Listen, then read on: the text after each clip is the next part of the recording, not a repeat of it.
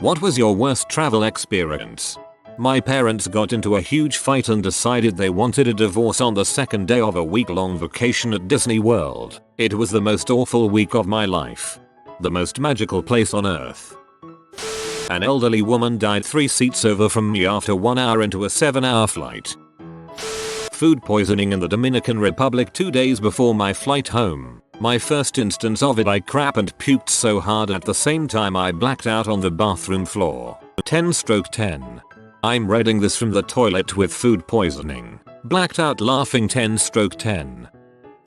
The trip was great for me and everyone else involved until the end. Went to Jamaica with a 40+ person wedding party. When we got back to the States, people started texting in circles that everyone had hookworms in their feet and legs. Only about 5 people didn't get them and I was one of the lucky few. Some people had the hookworms travel all the way to their knees. After 4 years in England, I flew back to the US into Charleston Airport. My friend was a no-show, so I rented a car and started driving home. So much had changed in 4 years that I had to stop at a gas station and ask for directions. The person was having a hard time, so I said, "What road takes me east? I can find my way from there." And she said, "Honey, if you go east, you'll go into the ocean." I was in Charleston, South Carolina and was supposed to be in West Virginia. Was taking a bus from Newcastle to London. We hadn't even rolled out of the station before some dude goes for a dump and breaks the toilet, causing the smell of poo to spread through bus for the next 6 or 7 hours. I was traveling for work, had not been feeling well for several days. I had a sneaking suspicion that I might have appendicitis. Decided to try to fly home and would go to the air as soon as I landed. Get on the plane, taxi to the runway, and sat in a ground hold for the better part of 2 hours. At this point I felt really bad. I was close to ringing the flight attendant call button and explaining that I needed to get off the plane. We were finally cleared for takeoff, and fortunately it was a relatively short flight. I landed and drove straight to the air. 3 hours later I was in surgery to have my appendix removed. In hindsight, it was an incredibly dumb move to try to fly. If my appendix had ruptured mid-flight, well. I was in Morocco with my parents and they started fighting. People were looking. It was weird. Then my mom stormed off 5 minutes before the boat left to Spain, where our hotel was. We couldn't just leave her, so we had to wait at the dock for multiple hours waiting for her to come back. Then we had to sit there all night because boats didn't go during the night. It sucked. There are worse ways to kill time in Tangier, I guess. A 30-hour Hellbus trip between Vang Vinh, Laos and Hanoi, Vietnam. Absolutely horrible. Never again. 24 hours in and thank goodness there was nothing freely available with which to hang oneself. You must have had a belt, shoestrings, Twizzlers that you could tie together. You have to be creative. Going to Egypt and getting caught up in the Arab Spring. You win. Probably when my dad woke my brother and me up in the middle of the night while visiting grandma and grandpa to make us walk to the airport. My dad is a very unstable person, and he can lose his crap at the drop of the hat. I was 11, visiting my grandparents in Florida with my dad. He went out, got pee drunk, lost his cell phone, and decided that we were leaving. He woke us up in the middle of the night to pack our bags. Cut to the 3 of us walking down the street with our bags while my grandparents coast next to us begging us to get in the car. We walked for a little while, then caught a cab. Once we got to the airport, I guess my dad realized he couldn't possibly pay for 3 more tickets home, so he lost it again, threw his suitcase across the terminal, and left. Just walked out of the airport. I can still see him disappearing at the top of a hill. My brother and I got our bags, found a maintenance guy, who saw everything but didn't give a crap, and asked where the payphone was. I guess we were going to look up my grandparents' number or something, but then they showed up and took us home. In the morning, Dad was there, acting like nothing ever happened. Worst Christmas ever. TL. DR drunk. Psycho dad left 11-year-old me and 10-year-old brother at an airport on Christmas because he got drunk at a bar and lost his cell phone. Taking the small fast boat that operated between Portsmouth and France. It was a stormy day but the boat had been given the all clear to go. After a while at sea the weather got a lot worse and the boat started becoming pretty unsteady. People began being seasick and then the staff also started hurling all over the place. Eventually water was seen coming in the vents and smoke. Turns out the smoke was from a flare that had gone off by accident. However, I did not think I would live to see another day. We were the last boat to make that trip that day as the company cancelled all the other crossings. I took a transatlantic cruise back from the Mediterranean to the US on board a Holland America ship because we thought it might be more fun than just flying back. As we were boarding, we were given notice that there was some kind of severe sickness on the previous cruise with lots of vomiting. Basically the whole ship had become a vomitorium. Elevators, hallways, walls, everywhere. Most of the amenities were shut down, including laundry facilities. There were notices that also said the ship was being deep cleaned to remove the virus or germs, or whatever the issue was, but I didn't really see many signs of that, as our room was pretty filthy. There was a layer of grime on the phone that made it look like it was never washed. The sheets looked dirty and stained, and that bathroom was mildew city. We immediately made demands to have the room cleaned again, and it wasn't much better. After 2 days on the ship, we started to hear about people getting sick on the cruise and being quarantined in their quarters. I even saw fresh vomit in the hall. We were still traveling around the coast of Europe and were at a port in Spain when we decided to nope the frick out of the rest of the cruise, took the loss, and fly back home instead anyway. Was in Germany a few years back when that volcano in Iceland erupted and European countries closed their airports. Had to go through Poland and Baltic countries with Polish bus drivers who couldn't speak English, while watching Polish dubbed Forrest Gump on a loop for 24 hours. Well, you know, life is like a box of Zekalabki.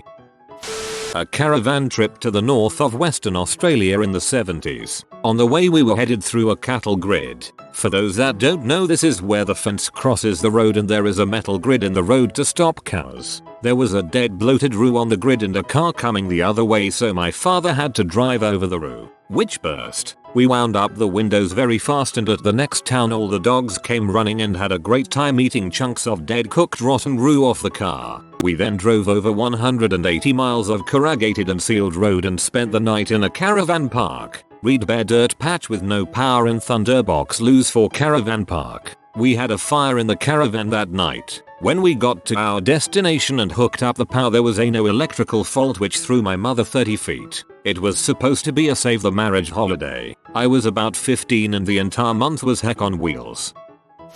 Just in my 6 months alone in Europe, I got stuck in a soccer riot in Greece. We were in Thessaloniki and just walking about when out of nowhere we see a police motorcade full of motorcycles and horses. We thought it must be some sort of festival or parade or something because the crowd was drawing. Eventually we heard singing coming down the block and hundreds of hooligans were marching toward the police. Once we realized what was going on, we tried to leave, but crap already started to go down. In trying to escape, we got hit with tear gas from the police and found shelter in a random building. That one, while terrifying in the moment, is one of my favorite memories looking back. Got caught in a storm out at sea. We boarded a little boat in the Peloponnese Islands, and 20 minutes in a storm started. It was pretty scary because the boat was only big enough for like 10 people and we were rocking pretty violently. Got lost in Bucharest with no wallet, phone, or form of it. This only happened because my so was carrying all of our stuff and we got separated in one of the biggest piazzas in the city. Was locked out of my hotel in 110 plus Florence heat with all my luggage the entire day. This wasn't a hotel exactly, but someone's apartment that was listed online.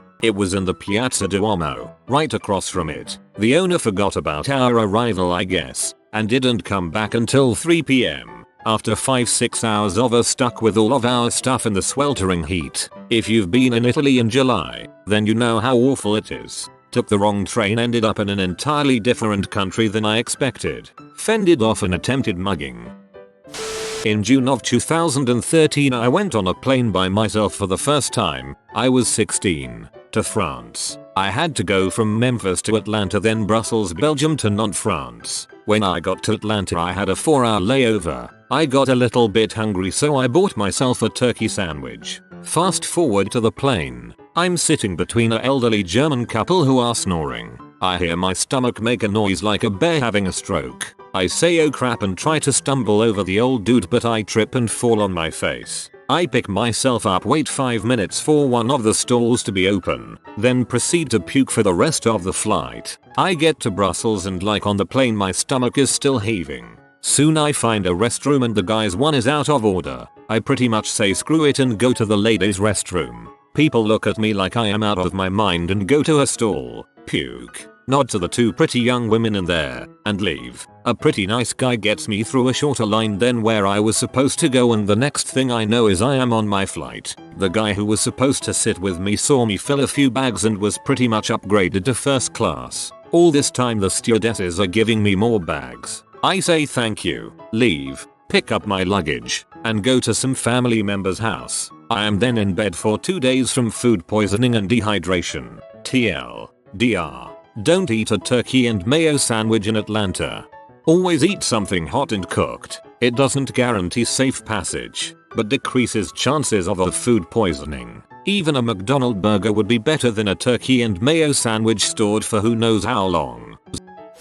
Bitten by a, they say, black widow on my first day in Borneo. The paralysis started on my hand, where I was bitten, and just traveled up and got really scary when it started affecting my breathing. The clinic, and then the ER, gave me paracetamol, which didn't quite deal with the problem at hand. Went to Rome and ended up in hospital with a liver infection and no English speaking doctors. Went to Cambodia and got mugged by a group of guys on motos and my local friends decided to chase them with meat cleavers and machetes I didn't previously know they owned. Went to Australia and got 3rd-degree burns on my foot on the last day of a festival I was volunteering at and got lots of morphine, and my Brazilian friends found a trolley to wheel me back to my hostel in after. Pick your favorite. My most recent travel album on Facebook was titled That Time I Went Abroad and Didn't End Up in Hospital.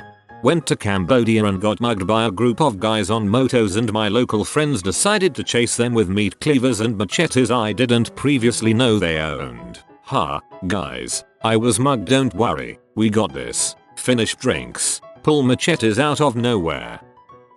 Well, we arrived at our hotel in France. The room was amazing just until entering the toilet. There was a giant mushroom growing out the side of the sink.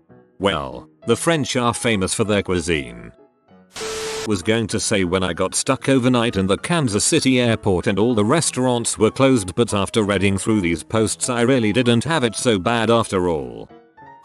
When I lived in LA, one night I was watching The Late Late Show with Craig Ferguson. A commercial came on for a stand-up show he was doing in Vegas that coming Saturday. I thought, you know what, I'm gonna go to that. I bought a ticket for the show online and booked flight and hotel through T-City. Flight confirmed. Hotel reservation confirmed. The flight went well, but guess what happened when I got to the hotel? They didn't have my reservation. But TR bullshit, he said that my reservation was confirmed. Yes, but the hotel had sold out since then. Yes, I'm one of the customers you sold out to. Apparently that's not how it works. I got on the phone to Los Atravesti to get it sorted out. Nearly lost the call as the battery on my cell phone nearly drained out after 40 minutes on hold. They did get me another hotel, halfway across town, at $25 a night more than the room I had booked, and I missed the show. Money spent for hotel,